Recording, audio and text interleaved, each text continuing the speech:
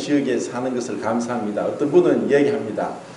당군 할아버지가 좀 밉다. 왜 우리나라 이렇게 지하자원 하나도 없고 저 다른 나라에는 땅만 파면은 기름이 풀풀 나오는데 왜 이런 곳에 자리를 잡아가지고 기름 한 방울 없고 지하자원 없는 곳에 우리를 두셨나 하고 원망도 하는 소리를 들었는데 사실 이것저것 따지면은 사실 우리가 불평밖에 안 됩니다. 근데 주님을 볼 때 늘 감사할 수 있는 것은 우리의 마음이 내 자신 자아에서 나온다면 불평, 원망, 비교 이렇게 밖에 안 나옵니다. 근데 주님을 바라보면은 주님께서 주신 은혜가 너무나 크고 또 내 잔이 넘칩니다. 그리고 비록 지금 무덥지만 이 무더위가 항상 계속되지 않음에 대해서 감사할 수 있고 또 이런 무더위 속에서도 우리가 그 건강을 잃지 않고 또 뭐 그렇게 살 수 있으니 감사합니다. 그런 마음이 드는 것 같습니다. 지금 요한일서 22번째 시간입니다. 뭐 이렇게 제가 하다 보니까 이렇게 순서가 왔다 갔다 하는 것 같은데 계속 말씀을 교제하면서 또 필요한 부분 요한일서를 이제 계속 반복해서 뭐 정말 수십 번 수백 번을 듣다 보니까 또 필요한 부분이 생각이 나고 또 이 부분을 교제해야 되겠다는 생각이 났습니다. 오늘은 2장 27절, 28절, 29절을 읽고 교제하도록 하겠습니다. 2장 27절부터 29절까지입니다. 시작.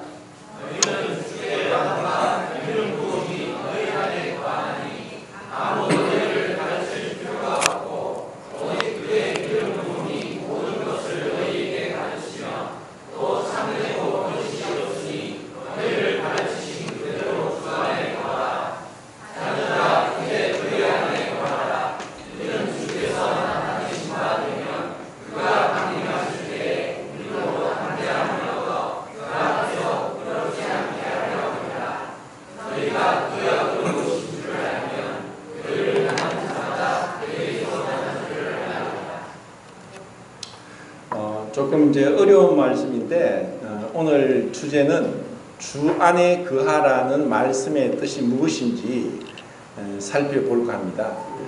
주 안에 거하라는 이 말씀은 그냥 우리는 쉽게 할 수 있지만 굉장히 그 범위가 모호하고 도대체 주 안에 거하는 것이 무엇인가 이것에 대해서 분명하게 우리가 생각을 개념을 잡지 못하면은 신앙생활 하는데 교회 생활 하는데 이 참 하나님께서 교회를 불러주시고 교회 안에서 어떻게 생활하는 게 참된 그 성경적인 그 생활인지 그리고 이것이 바로 주 안에 거하는 것이라는 의미가 이런 교회 생활을 어떻게 하는 것인가 하는 것임을 이제 말씀을 드리겠습니다. 우선은 그 27절 이 말씀은 이 말씀을 가지고 오해하는 분들이 많습니다. 흔히 이제 완전주의자라고 해서 이제 예수님 피로 모든 죄를 용서받았기 때문에 더 이상 우리는 죄와 상관없이 살 수 있고 그리고 요한일서에 나오는 이러한 말씀들은 구원받지 않은 자들에게 하는 말씀이다 하는 어떤 소위 완전주의자들은 이 말씀을 그렇게 의미를 깨닫지 못합니다. 우리가 성경을 해석할 때 그 27절 말씀만을 보고 오해하게 됩니다. 많은 이단들이 다 성경에서 나오는데 성경에 있는 한 말씀을 가지고 전혀 해석을 다르게 합니다.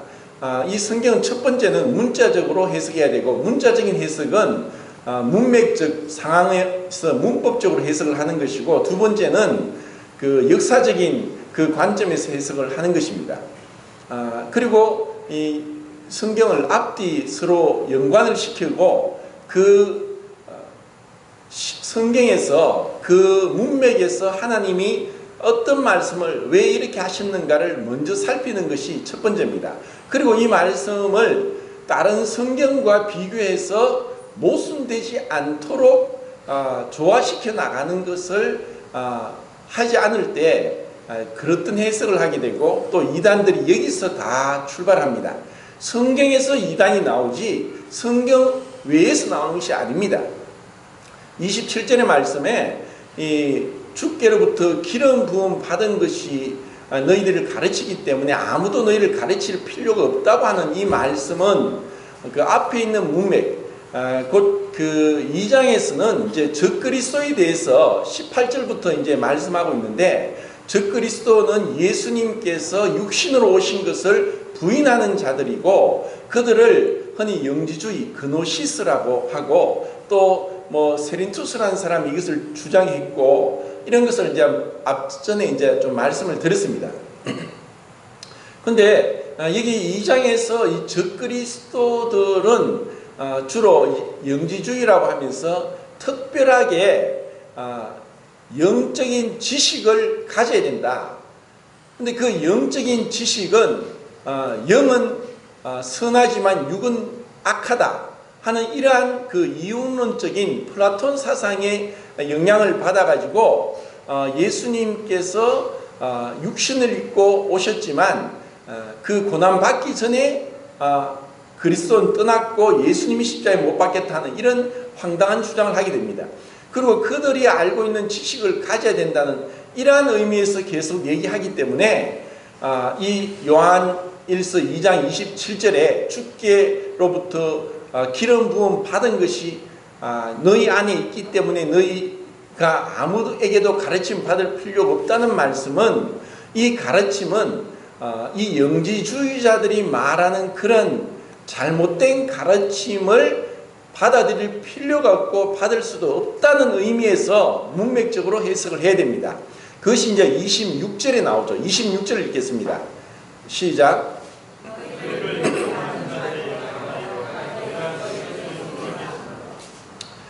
미혹하는 자들, 그 앞에 있는 적그리스도가 그 거짓된 주장을 하면서 이 요한 1서를 쓴 에베소 지역인 것 같은데, 이곳에 들어와서 어집했습니다. 근데 그 19절에 보면은 그들이 왔다가 그 자기들의 주장대로 믿는 공동체인 교회가 그들의 말을 듣지 않기 때문에 그들은 이제 다시 떠나갔고 함께하지 못한 것을 얘기를 하게 됩니다. 그리고 또 제가 칠판에 적었는데, 여기서 기름 부음이라는 이제 헬라는 크리스마라고 해서 성경에, 신약 성경에 3번 나옵니다. 그것이 요한일서 2장 20절과 27절에 2번, 그렇게 3번이 나오죠. 그리고 이 단어의 동사는 크로라고 해가지고 누가복음 4장 18절, 사도행전 4장 27절, 그리고 10장 38절, 고린도후서 1장 21절, 그리고 히브리서 1장 9절. 제가 이렇게 말씀드리는데 지나가니까 모르겠죠. 이렇게 말씀드리면 이제 들으면 모릅니다. 기름 붓다라고 하는 이 크로라는 이 동사는 신약 성경에 5번 나옵니다. 누가복음 4장 18절에, 그리고 사도행전 4장 27절, 10장 38절에, 그리고 고린도후서 1장 21절, 히브리서 1장 9절, 이렇게 5번 나오고, 그리고 여기서 나온 단어가 크리스투라고 하는 단어인데, 이것이 이제 우리말로 그리스도라고 번역되었고, 이것은 이제 히브리어 머사흐를 이제 헬라어로 번역한 것입니다. 기름 부음 받은 자란 뜻입니다. 제가 전에 시편을 말씀을 교제하면서 사도행전에는 성령이 가시적으로, 체험적으로, 또 본인과 다른 사람이 분명하게 알 수 있도록 성령이 내리신 것을 4번이 나온다고 말씀을 드렸습니다. 2장에 유대인들에게, 8장에 사마리아인들에게, 그 사마리아에는 베드로와 요한이 안수를 했을 때 이제 성령이 내렸습니다. 그리고 10장에 이방인 고넬료에게, 그리고 19장에 에베소의 그 세례 요한의 제자들에게 성령이 가시적으로 분명하게 이제 내리신 것을 이제 말씀을 드렸습니다. 이것은 성령이 오신 것은 죄로 인해서 하나님과 사람과 사람 사이가 분리된 것을 하나로 연합시키기 위한 것이고, 그리고 뭐 사울이 다메섹 도상에서 예수님을 만났을 때도 성령이 가시적으로 또 체험적으로 본인과 다른 사람이 알도록 성령이 임하시지 않았습니다.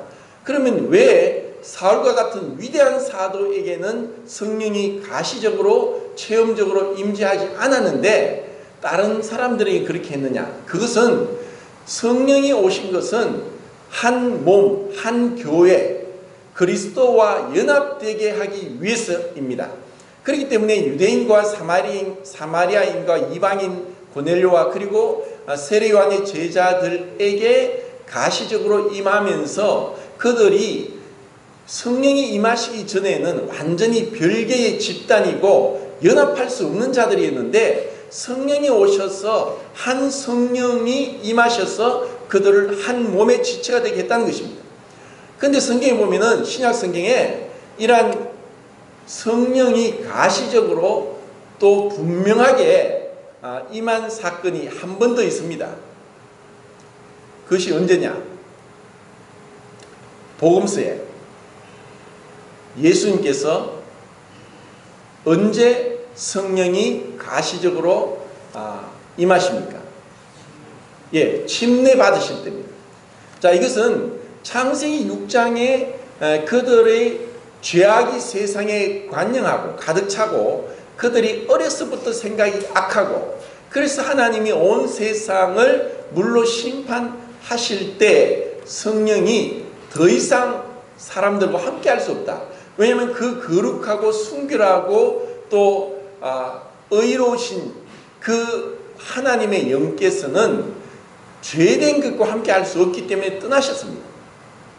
근데 이제 예수님을 통해서 성령이 임하시고 그리고 예수님이 성천하시고 아버지 약속한 그 보혜사를 기다려라. 그래서 성천하고 10일 만에 예수님이 부활하시고 50일 만에 이제 오순절 사건 2장이 이제 시작된 것입니다. 이렇게 해서 기름 부음은 이제 20절에 보면은 20절을 읽겠습니다. 20절 시작.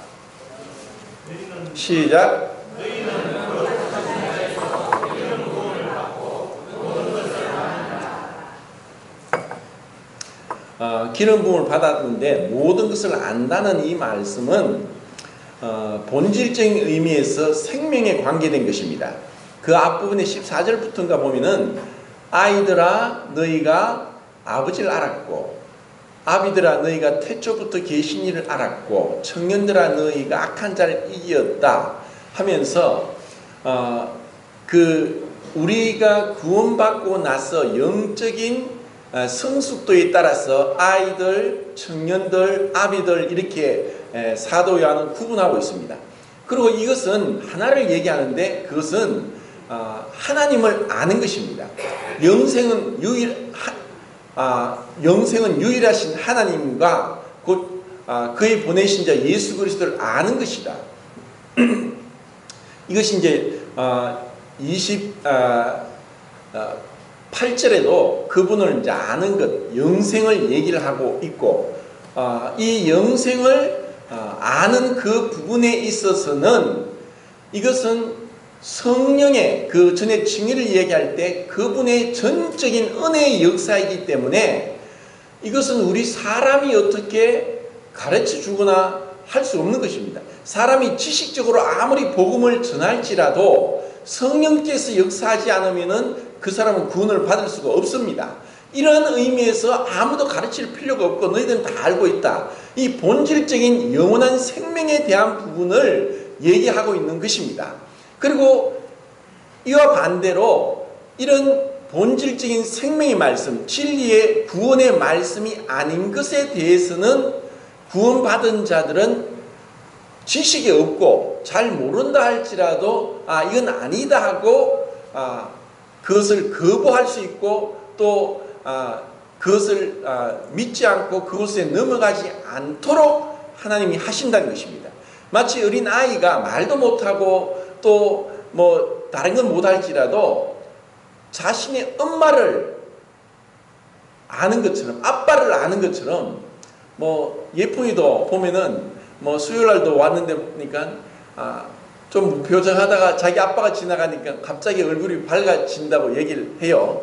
그러니까 이제 이런 것처럼 우리가 성령의 기름 부으심으로 인해서 하나님을 이렇게 알게 되는 것을 얘기합니다. 이런 관점에서 이 27절을 해석해야 되고, 그리고 또 다른 성경과 견주어서 우리가 더 이상 누구에게도 가르침을 받을 필요가 없다는 이 말씀이 잘못 해석되지 않도록 제가 또 성경을 또 찾아보도록 하겠습니다. 그리고 이것이 바로 주 안에 거하는 것이 무엇인가 하는 것을 이제 말씀하는데, 우선은 에베소서 4장 11절부터 15절까지 읽겠습니다.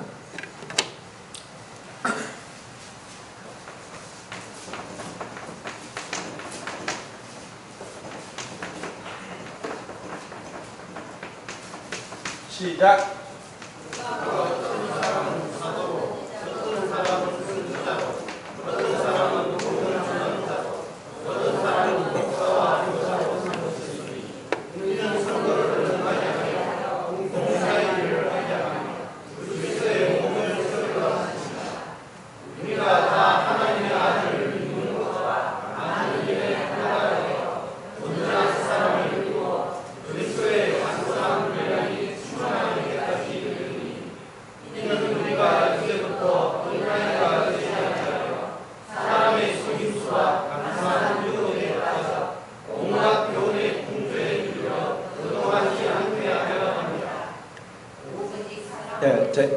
그 부분도 16절입니까?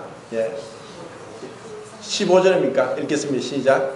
오직 사랑 안에서 참된 것을 하여 몸사에 의뢰하는 일을 하였다. 그는 본인이 곧 그리스도라. 예.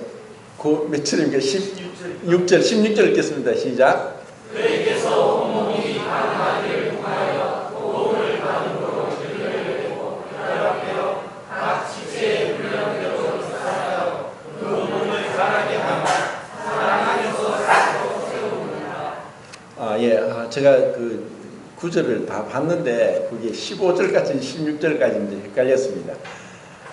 지금 이제 그 은사에 대해서 제가 말씀을 드리겠는데, 이 은사가 에베소서 4장과 로마서 12장, 고린도전서 12장, 베드로전서 4장에 나옵니다.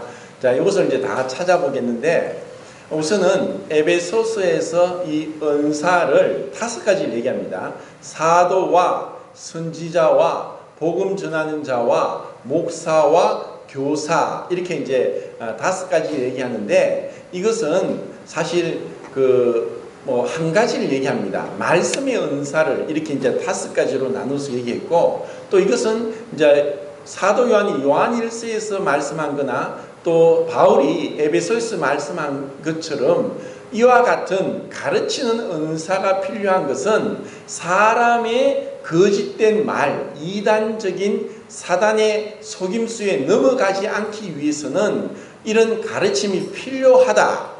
이러한 것이 참 중요하다. 그리고 이와 같은 가르침에 의해서 어떤 일이 일어나느냐? 성도들로 하여금 봉사의 일을 하기 위한 것입니다. 그리고 이것은 곧 그리스도의 몸, 교회를 세우기 위한 것이라고 이제 말씀하고 있습니다. 그리고 이렇게 함으로 인해서 하나님을 믿는 것과 아는 것에 하나가 되어 그리스도의 장성한 분량에까지 자라가게 하는 것이다. 그리고 이러한 교회가 마치 어떤 그 유기적인 어떤 우리의 생명이 자라가는 것과 같이 그 머리를 통해서 각 마디마디가 서로 그 연결되어서 한 몸으로 함께 자라는 것을 얘기하고 있습니다.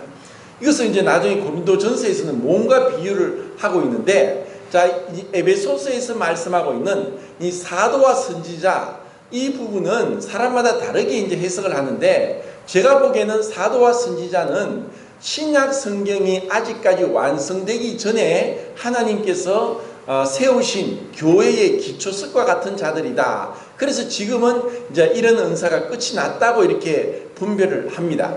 오늘날도 사도를 얘기하는, 사도다고 주장하는 자들은 대부분은 비성경적이고 잘못된 해석을 하고 있다고 보시면 됩니다. 왜냐하면 사도는 예수님을 직접 만나고 직접 가르침을 받았던 제자들이고, 그리고 마지막 사도인 바울 같은 경우는 부활하신 주님을 만나보았기 때문에 그런 주님을, 부활하신 주님이나 직접 주님을 만나고 사도 아포스톨로서에서 보냄을 받은 자, 하나님으로부터 임명을 받아서 사도로 세워진 자들을 얘기하는 것이지, 이런 자들에 의해서 또 선지자는 구약의 선지자가 아니라 신약 성경의 신약 시대의 선지자를 얘기합니다. 이러한 자들은 교회가 세워질 때, 성경이 완성되기 전에 하나님께서 사용했던 자들이고, 이제 이러한 은사는 끝이 났다고 봅니다. 그러고 나서 이 가르치는 은사에 복음을 전하는 것과 목사는 이제 포이맨이라고 해서 다른 것에서는 22번 기록되었는데 목자로 번역되었습니다. 21번을. 근데 이제 에베소서에만 목사로 번역함으로 인해서 오늘날 이제 목사 제도를 정당화하는데 이 말씀을 인용하지만, 원문적으로 볼 때는 이 1인 목사, 목회 제도를 옹호하는 말씀이 아니라 목자입니다. 다만 그 목자가 목사 양들 앞에 군림하고 1인 통치를 하는 것은 아니라고 이 원문에서 이제 우리는 알 수가 있습니다. 그리고 교사, 이렇게 이제 복음 전하는 것과 목사와 교사는 약간은 다를 수 있습니다. 근데 이러한 그 은사들을 통해서 성도들이 봉사 일을 하게 하는 것입니다. 이러한 봉사 일을 하도록 하지 않는다면 그냥 듣고 말씀 잘 들었습니다, 좋은 말씀 잘 들었습니다 하면서 아무런 어떤 봉사도 하지 않게 된다는 것은 이 말씀에 가르치는 자들이 어떤 문제가 있습니다. 이런 말씀은 듣고 이 말씀은 나에게 합당하지 않고 이 말씀은 저 형제나 저 자매에게 합당하다고 교통정리할 것이 아니라, 하나님이 저 말씀을 왜 나에게 주셨는가, 나에게 어떤 교훈을 주고자 하시는가, 나로 하여금 무엇을 알게 하고 무엇을 행하게 하고 무엇을 바라고 소망하게 하는가, 무엇을 책망하시는가, 무엇을 고쳐야 될 것인가 하면서 이 말씀을 받지 않으면은 아무 유익이 없습니다.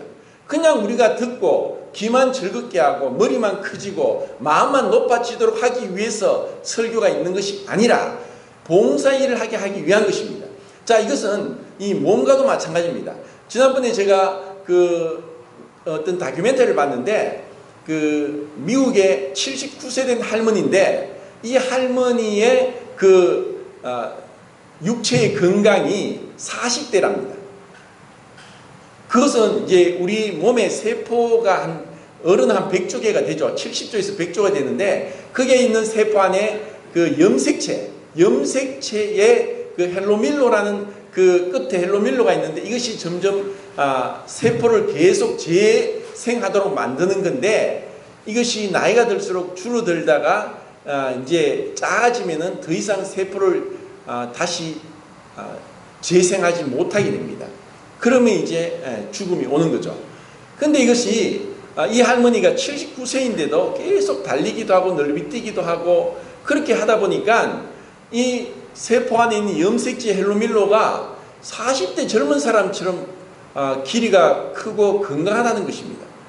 이것은 사실 정말 너무너무 분명한 것입니다. 우리는 몸을 쓰는 만큼 몸이 그만큼 근육이나 또 건강해지는 것이지, 쓰지 않으면 않을수록 그것은 퇴화되는 것이 우리 몸의 모든 기관들입니다. 머리도 더 이상 내가 쓰지 않으면은 머리는 점점 둔해지다가 나중에는 치매도 옵니다. 그래서 세상 사람들은 치매가 안 걸리기 위해서 고도를 친다고 하는데, 우리 그리스도인들은 치매 걸리지 않기 위해서 성경을 읽고 묵상하고 암송하고 또 찬송가도 암송하면은 좋습니다. 가능하면은 계속 우리의 몸은 사용하면 할수록 그것이 더 건강해지고 또 더 오래 문제없이 쓸 수가 있는 것처럼 우리 교회도 마찬가지입니다. 교회가 성직자 제도가 왜 문제냐? 한 사람 목회자를 세워놓고 다 하게 하고 자기들은 그냥 예배 보러 가고 구경하러 가고 다른 건 다 하는 몇 사람만 하고 자기들은 그냥 교회만 왔다 갔다 하는 겁니다. 그리고 오늘날 이 마지막 제가 며칠 전에 라오디게아 교회의 모습을 아침에 문자로 보내드렸는데 오늘날 물질이 풍요롭고 또 문제가 없음으로 인해서 우리 마음이 라오디게아 교회처럼 마치 사람이 다스리는 사람에 의한 심판이란 뜻인 라오디게아 교회처럼 교회가 인본주의로 흘러가고 그리고 이 교회의 참된 목적을 잃어버리고 전도도 하지 않고 그냥 자기들끼리 좋다고 하면서 아무런 어떤 재생산을 하지 않는 세포가 죽는 것은 더 이상 다른 세포를 만들지 않을 때입니다. 우리는 지금도 세포가 만들어지고 있습니다. 손톱, 발톱, 머리카락이 자라는 걸 보십시오. 우리의 가장 늦게 만들어지는 세포는 6개월 만에 새로 만들어지는 뼈 세포입니다. 그리고 우리의 피부 세포는 한 달 만에 새로운 피부로 다 만들어집니다.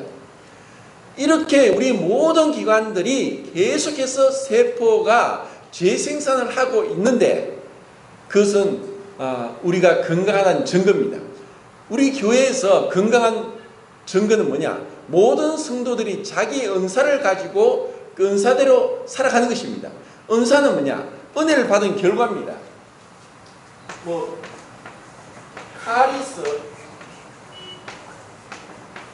카리스마타라고 해서 이 은사인데 카리스가 은혜고 카리스마가 은혜를 받은 결과고 타는 복수형 의미입니다.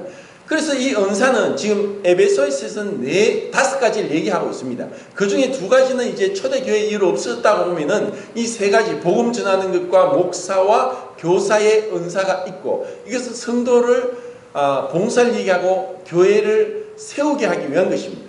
그리고 15절인가 보면 참된 것을 하여라고 했는데 원래 원문상으로는 참된 것을 말하여 이렇게 얘기했습니다. 킹제임스에도 참된 것을 말하여 이렇게 나올 겁니다. 이것은 우리가 교회 안에서 서로 긴밀하게 연합되고 친밀하게 교제하기 위해서는 말이 필요합니다. 와서 내가 입을 다물고 있으면은 저 형제가 저 자매가 일주일 동안 무슨 일이 있었는지 어떤 기쁜 일이 있었는지 어떤 슬픈 일이 있었는지 모르고 지나갈 수 있습니다. 그래서 교회에는 성찬 예배를 드리고 말씀을 듣고 그리고 성도들끼리 교제를 하면서 서로를 위로하고 권면하고 또 세워주고 하는 이러한 것들 교제가 참으로 중요합니다. 그래서 교제하는 사람은 교제하지 않고 가능하면 두루두루 교제할 수 있도록 그래서 이 말로서 서로 안부를 묻고 인사를 하고 또 물어보고 기도 제목도 물어보고 이렇게 교제하도록 하는 것이 교회 안에서 원활하게 또 부족함 없이 우리 몸의 모든 세포에 그 핏줄이 동맥과 경맥뿐 아니라 모세혈관까지 98,000km입니다.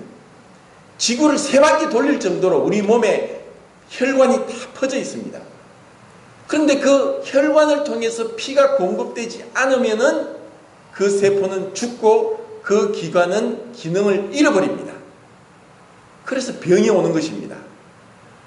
이렇게 혈관이 다 온몸에 그렇게 도는 것처럼 우리가 서로 교제하기 위해서는 이런 말로서 서로를 교제하는 게 필요하고 그리고 이렇게 말을 하지 못하게 하는 것은 여러 가지가 있는데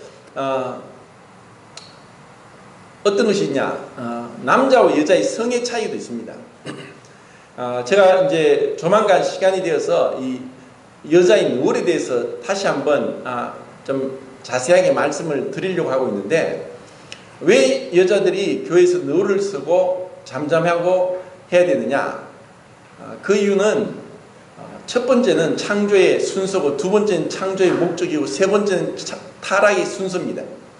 그리고 창조의 목적에 있어서는 분명하게 남자가 여자를 위해 창조되지 않고 남자가 여자를 위해 창조되었기 때문에 여자가 남자를 돕는 배필로 만들어졌기 때문에 여자가 더 뛰어나게 만들어졌습니다. 그리고 더 늦게 만들어졌기 때문에 업그레이드 됐습니다.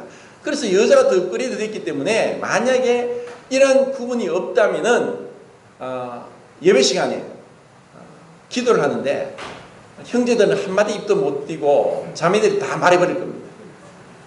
근데 그런 얘기합니다. 말로서 여자와 이기려고 하지 마라. 말로서 이길 수 없습니다. 왜냐하면 말하는 기능이 저 안에 있는 브로카와 베르니케의 영역에서 말하는 것이 여자가 더욱더 발달되어 있는데, 그리고 여자는 자네와 우뇌를 연결한 뇌량이 남자보다 30%가 많습니다. 그 코푸스 칼로솜이 30%가 많기 때문에 여자들의 판단력이 빠르고, 또 말 한번 하면은 마치 수도꼭지 물 틀어놓으면 계속 나오는 것처럼 쉴 새가 없습니다. 그러다 보니까 여자들이 잠잠한 것은 여자들이 못해서가 아니라 남자들을 살리기 위해서입니다. 형제들을 살리기 위해서요. 형제들은 아무래도 남자가 부족해요. 이것을 잘 아셔야 돼요. 그렇다면은 예배 시간에 말 못하겠다고 해서 여자들이 말을 적게 하냐? 시간만 지나면 남자들이 한마디 할 때 여자를 20마리, 30마리 합니다. 이렇게 하나님이 만드셨기 때문에. 그리고 이것은 또 하나는 정말 중요한 건데, 이제 마지막에 이제 베드로전서를 할 때 제가 말씀을 드리겠습니다. 이제 로마서 12장을 보겠는데, 로마서 12장 6절부터 8절까지입니다. 찾아서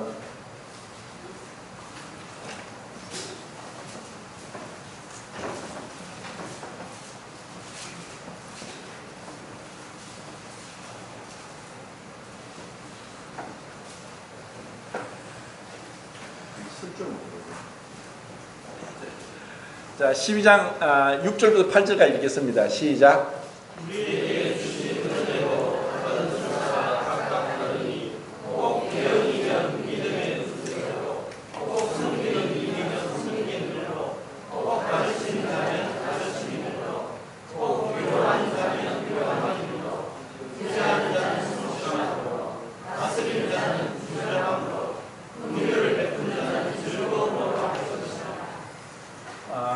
자, 12장에 은사가 7가지 나오죠.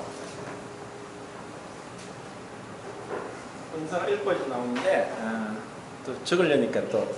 자, 그러므로 형제들아, 내가 하나님의 모든 자비하심으로 너희를 구하니 너희 몸을 하나님이 기뻐하시는 거룩한 산 제물로 드리라. 이 너희가 드릴 영적 예배니라. 너희는 이 세대를 본받지 말고 오직 마음을 새롭게 함으로 변화를 받아 하나님이 선하시고 기뻐하시고 온전하신 뜻이 무엇인지 분별하도록 하라. 내게 주신 은혜로 말미암아 너희 각 사람에게 말하노니 마땅히 생각할 그 이상의 생각을 품지 말고 오직 하나님께서 각 사람에 나누어 주신 믿음의 분량대로 지혜롭게 생각하라. 우리가 한 몸에 많은 지체를 가졌으나 모든 지체가 같은 기능을 가진 것이 아니니 이와 같이 우리 많은 사람이 그리스도 안에서 한 몸이 되어 서로 지체가 되었느니라. 우리에게 주신 은혜대로 받은 은사가 각각 다르니 혹 예언이면 믿음의 분수대로, 혹 선견 일이면 선견 일로, 혹 가르치는 자면 가르치는 일로, 혹 위로하는 자면 위로하는 일로, 구제하는 자는 성실함으로, 다스린 자는 부지런함으로, 긍휼을 베푸는 자는 즐거움으로 할 것이니라. 자, 이렇게 그 예언과 또 섬기는 것과 가르치는 것과 위로하는 것과 구제하는 것과 다스리는 것과 긍휼을 베푸는 것, 이렇게 이제 7가지를 얘기를 하고 있습니다. 이것은 우리가 한 몸에 많은 지체가 있으나 모든 지체가 같은 기능을 가진 것이 아니니 우리 몸에 각각 그 기관들이 다 다릅니다. 눈은 보지만 들을 수 없습니다. 귀는 듣지만 볼 수 없습니다. 코로는 냄새를 맡지만 맛을 알 수 없고, 입으로는 맛을 보지만 냄새를 맡을 수 없습니다. 이것처럼 다 각각 다른 것처럼 이 은사는 성령이 주신데, 성령이 우리를 유익하도록, 몸을 세우도록, 서로에게 덕을 세우기 위해서 하나님께서 우리에게 이 은사를 주셨습니다. 지금 그 식당에, 그 주방에 그 에어컨을 설치했는데 또 설치 장소가 그렇다 보니까 시원하지 않아가지고 서큘레이터를 샀습니다. 근데 달려고 하니까 청년들이 달질 못해요.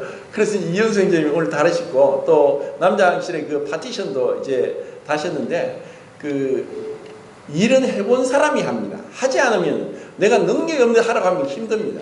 오늘도 저희 자매가 당번인데 어제 이제 그 장을 보고 예배당에 와가지고 저보고 이제 일이 많으니까 양파를 좀 까라는 거예요.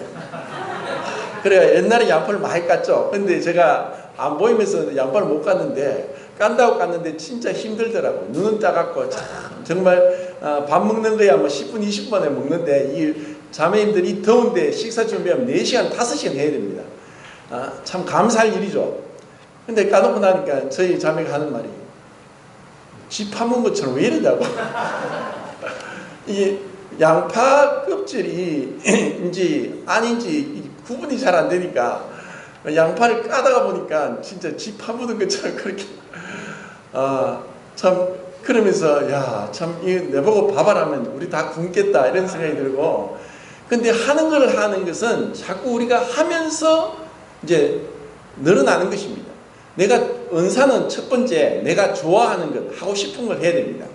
근데 내가 좋아하는 거 하고 싶은 것을 하는데 그렇게 하더라도 나는 좋아서 교회에서 이렇게 봉사를 하는데 다른 성도들에게 유익이 되지 않고 불편하면은 이것은 내 은사가 아닌가 하고 하지 말아야 됩니다.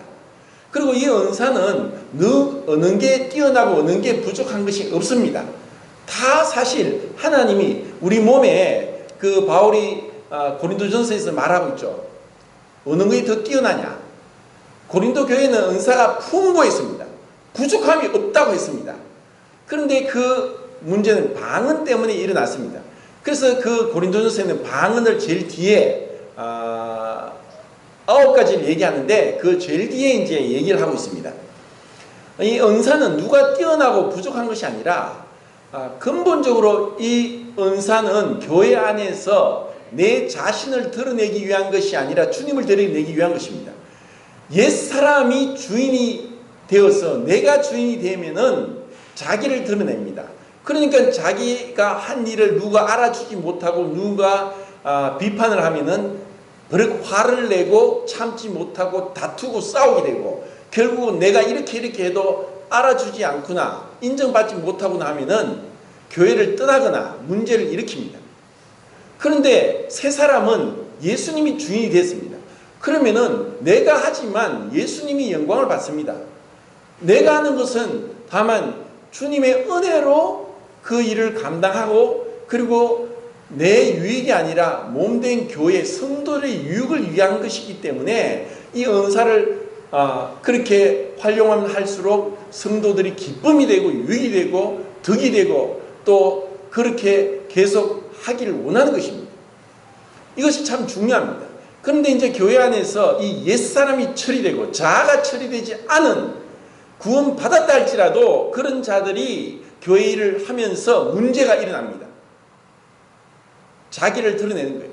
자, 여자의 너울은 다만 여자들이 능력이 뛰어남에도 불구하고 너울을 쓰고 잠잠한 것은 놀라운 하나님의 지혜가 교회 안에 담겨 있는 것입니다. 이것은 능력이 뛰어나다고 해서 마음대로 하는 것이 아닙니다. 그래서 참된 의미는 너울을 쓰는 것이 아니라 마틴 로이드 존스의 그 에베소서 강해를 읽어보더라도 그런 구절이 나옵니다. 그분은 여자의 너울을 쓰는 것을 가르치지 않았지만 그 에베소서 말씀에서 어떤 부부를 얘기합니다. 근데 그 아내가 굉장히 능력 있는 아내이고 남편보다 더 두드러지게 뛰어난 자였는데 그 집에 갔을 때 그 아내가 그렇게 뛰어난 능력을 가지고 있는 사회적으로도 지위가 높은 여자인데 집에 가니까 그 훨씬 못한 남편을 세워주고 남편을 머리로 인정하는 그런 모습이 참 성경적이고 또 하나님이 그것이 남자와 여자의 관계다 하는 것을 이제 로이드 존스 목사님은 에베소서 강의에서 그렇게 말씀하고 있습니다.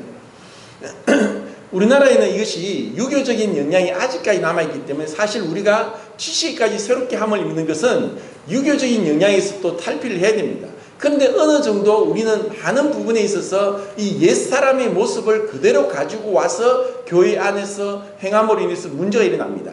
아무리 사람마다 그 여자이지만 더 자아가 강하고 또 어떤 능력이 있고 또 아니면은 욕심이 있고 또 드러나기를 좋아하는 여자들이 있고 남자지만 드러나기를 원치 않고 조용히 있는 그런 남자들이 있습니다.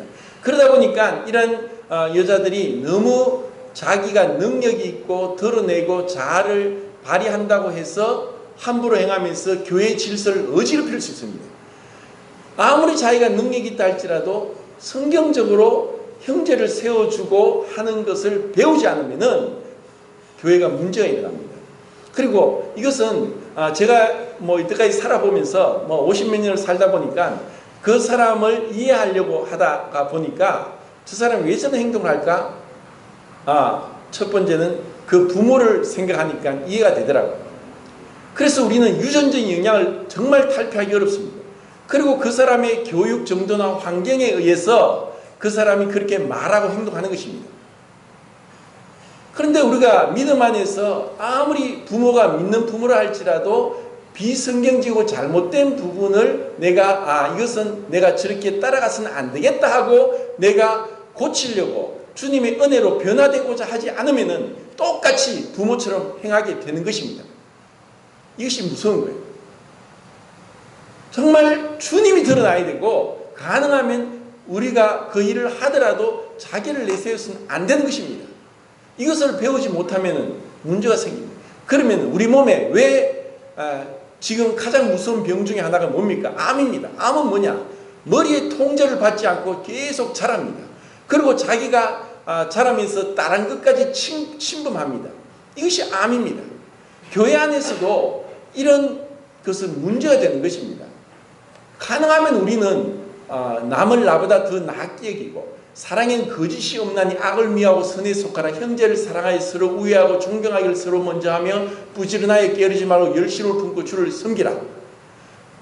이것이 우리에게 필요한 그 이에 로마서에서 12장에서 말씀하고 있는 것입니다. 소망 중에 즐거워하고 환난 중에 참으며 기도에 항상 힘쓰며 성도들의 설교를 공급하며 손대접하기를 힘쓰라. 너희를 박해한 자를 축복하라. 축복하고 저주하지 말라. 즐거워한 자들과 함께 즐거워하고 우는 자들과 함께 울라. 서로 마음을 같이 하며 높은 데 마음을 두지 말고 도리어 낮은 데 취하며 스스로 지혜 있는 죄 하지 말라.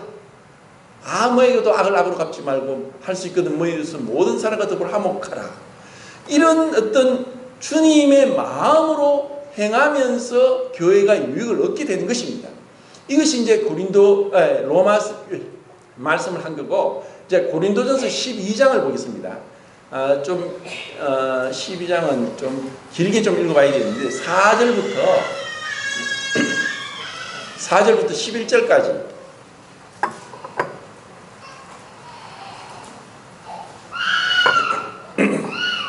시작.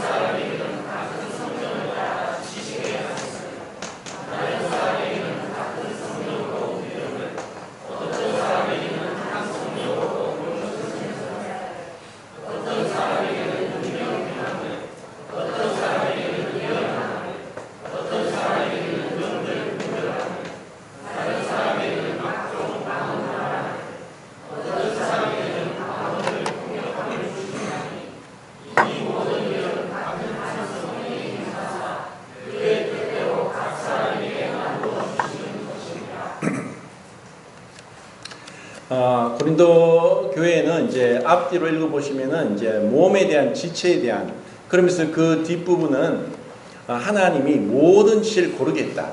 그래서 약한 지체를 더 귀하게 여기신다.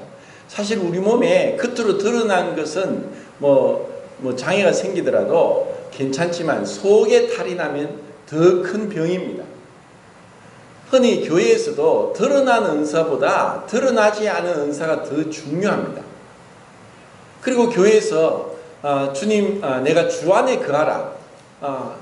하나님 안에 거하는 것은 결국 예수님께서도 요한복음 15장에서 포도나무 비유를 말씀하면서 내 안에 거하라. 나도 너희 안에 거하리라 라고 말씀하시는데, 우리가 어떻게 하나님을 믿는 것과 아는 것에 하나가 되어 온전한 사람을 이루어 그리스도의 장성한 분량까지 자라가느냐. 우리가 이렇게 봉사를 하면서 내 자신이 어떠한 자인지 드러나고 내 안에 무엇이 있는지 드러나는 것입니다. 우리는 피조물이기 때문에 불완전합니다. 그리고 우리의 불완전함은 시간을 통해서 어떤 문제를 통해서 어떤 그 어려움을 통해서 내 안에 내가 어떠한 자인지 드러나게 되어 있습니다. 그래서 정말 우리의 신앙은 한편으로는 끝까지 견디는 자는 구원을 얻으리라 하는 이 말씀이 참 진실입니다. 이것은 이 끝까지 견디는 것이 구원의 조건이면 율법주의가 되고, 이것은 끝까지 견디는 것은 구원의 그 결과입니다. 구원을 받았기 때문에 끝까지 견디는 것이지, 끝까지 견뎌야만 구원을 받는다는 것은 잘못된 율법주의죠.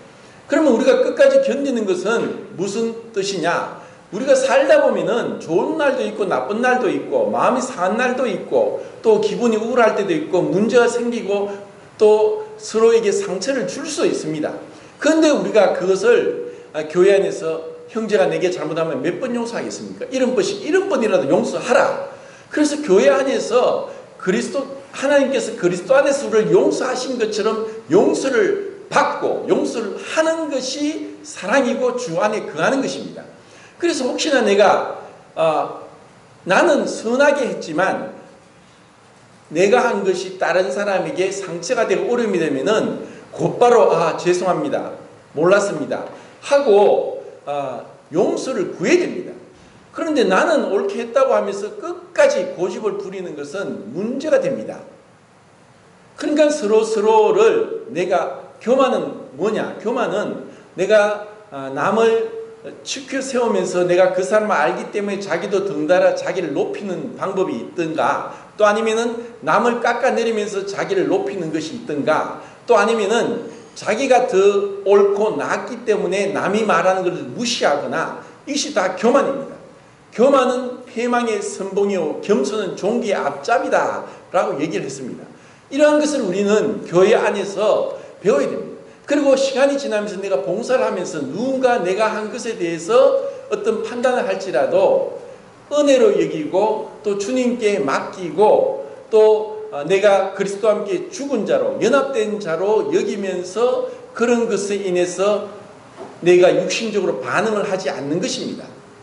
이것을 우리가 배우지 못하면은 여전히 교회에서 많은 일을 했음에도 불구하고 10년, 20년이 지나서 결국 자아가 중심이 되고 자기를 위해서 한 것은 결국은 육신적인 결과를 나타내게 되어 있습니다.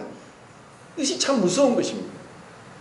정말 우리 마음에 숨은 동기가 순수하냐, 주님으로부터 온 것이냐, 그리고 육신적이지 않고 영적인 것이냐, 옛사람의 습관이 아니고 새사람을 덧입은 것인가 하는 것은 시간이 지나면서 문제가 드러나면서 문제에 부딪히면서 나타날 것입니다. 숨겨진 것이 드러나지 않을 것이 없고 감추인 것이 나타나지 않을 것이 없다고 했습니다. 결국 주님 앞에 나타납니다. 사람은 모를지라도. 그래서 우리에게는 함께 끝까지 주님 안에서 어떠한 특별한 일이 아닌 이상 함께하면서 서로를 받아라, 서로를 용납해라, 그리고 서로를 존중히 여겨라 하면서 우리는 그리스도의 장성한 분량까지 자라가게 되어 있다는 것입니다. 주님께서는 가룟 유다가 자기를 배신할 것을 아셨지만 끝까지 가룟 유다에 대해 어떠한 판단이나 원망이 없었습니다. 그래서 제자들이 몰랐습니다. 이것이 우리가 그 사람이 어떨지라도 상대방에 의해서 내가 행동이 어떤 결정되는 것이 아니라 주님에 의해서 행동이 결정되고 주님이 하셨기 때문에 하는 것입니다. 그리고 우리가 가능하면은 어떤 사람에게 편견을 가지고 다르게 대해서는 안 됩니다. 흔히들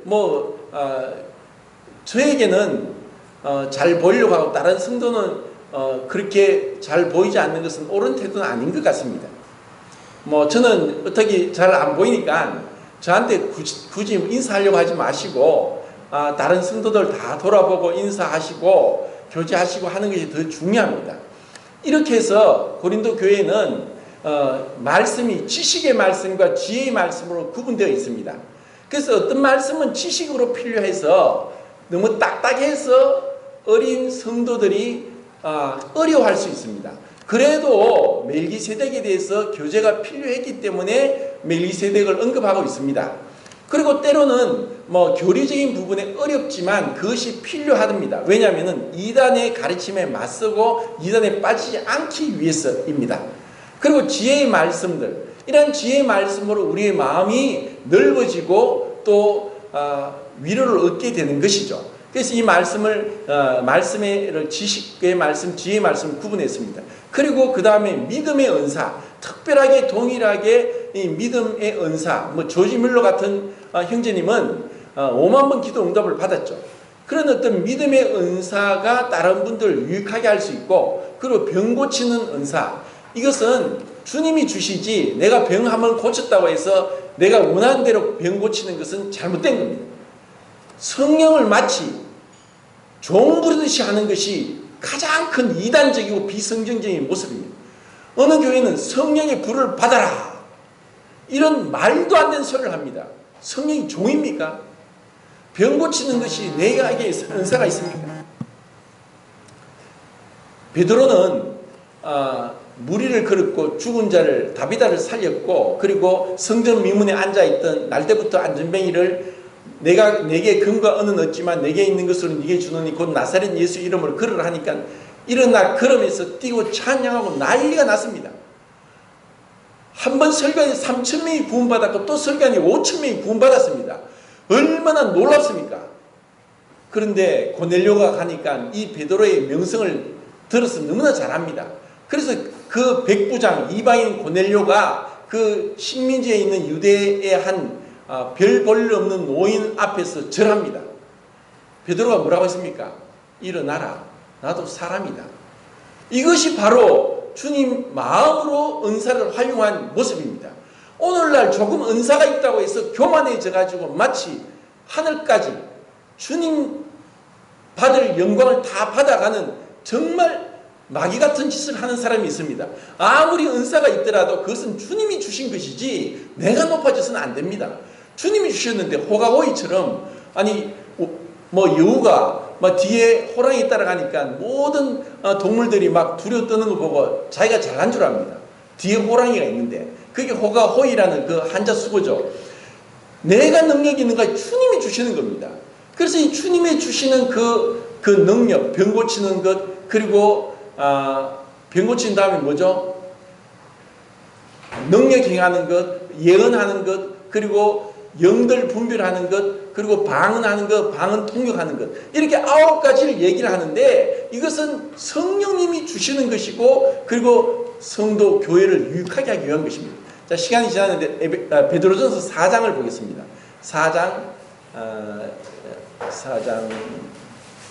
7절부터 6절부터인지 단락이 6절부터입니까 7절부터입니까? 4장 7절부터 11절까지 읽겠습니다. 시작.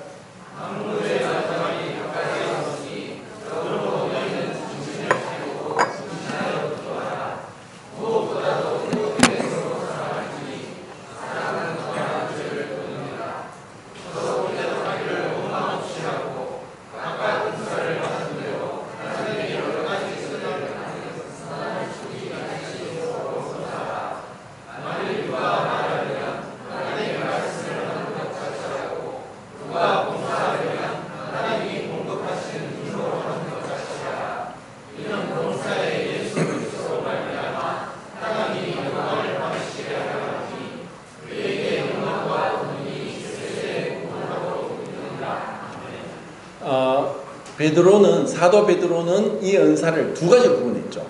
말하는 은사, 봉사하는 은사. 사실 이제 말하는 은사보다 봉사하는 은사가 더 중요합니다. 말은 하고 봉사하지 않으면 문제가 있죠. 그래서 말만 하고 마치 승진만 받으려고 하고 높은 자리에 올라가고 그렇게 하는 것을 마태복음 23장에서 예수님이 책망하셨습니다. 바리새인들은 말만 하고 행하지 않는다. 그래서 그렇지만 그들의 말은 옳으니까 말은 듣되 행하는 것을 본받지 말라. 그렇게 말씀하시고 너희가 랍비라 칭하지 받지 마라. 너희는 다 형제다. 그렇게 얘기하면서 이 말하는 것도 주님이 주시는 힘으로 하고 봉사하는 것도 주님이 힘으로 주시는 것으로 하고 결국 주님이 영광을 받으시게 하고 우리는 다만 주님이 쓰시기에 합당한 도구에 불과합니다 하는 겸손한 자세로 서로를 위해서 섬기는 것, 그것이 바로 사랑입니다. 사랑하면은 반드시 섬기게 되어 있습니다. 하나님이 세상을 사랑했기 때문에 독생자를 주셨습니다. 예수님은 우리를 사랑했기 때문에 하늘 보좌를 버리시고 하나님과 동등됨을 취할 것을 여기지 않고 육신의 모양으로 종의 형체로 사람의 모양으로 오신 것입니다.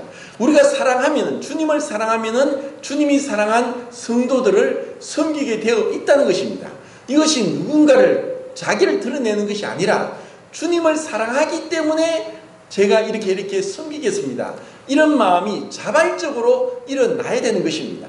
그리고 교회에서는 이런 이제 은사가 드러나도록, 그리고 사실 지금 우리가 주일학교 교사들, 학생의 교사, 그리고 청년의 교사가 부족합니다. 그리고 이런 부분에서 형제들이 일어나야 되고, 형제들이 부족하지만 그것을 리드하면서 이끌어 가야 됩니다. 이렇게 모임에 성경에 나온 질서를 지켜나가고 주님이 말씀하신 것을 하나하나 우리는 순종하면서 주님 앞에 설 것을 예비해야 됩니다. 주님 그 고린도전서 12장에 그 부분을 읽지 않은 것 같은데 우리가 이 은사를 가지고 결국은 주님 앞에 우리는 청직이다. 청직에 불려가다. 주님이 맡긴 것을 결국은 주님 앞에 계산하고 셈할 때가 온다는 것입니다. 이것은 내 자신을 위한 것이 아니라는 것입니다.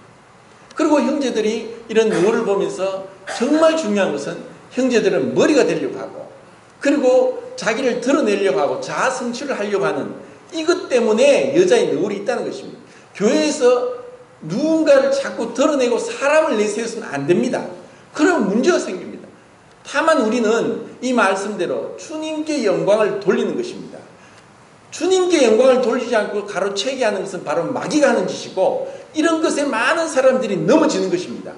은사가 많았는데 그 은사가 오히려 독이 된 것입니다.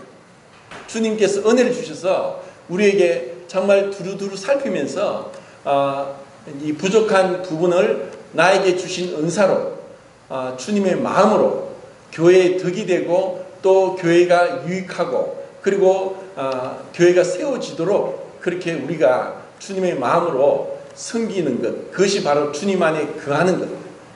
이런 주님 안에 거하는 복된 저희들이 되기를 바랍니다.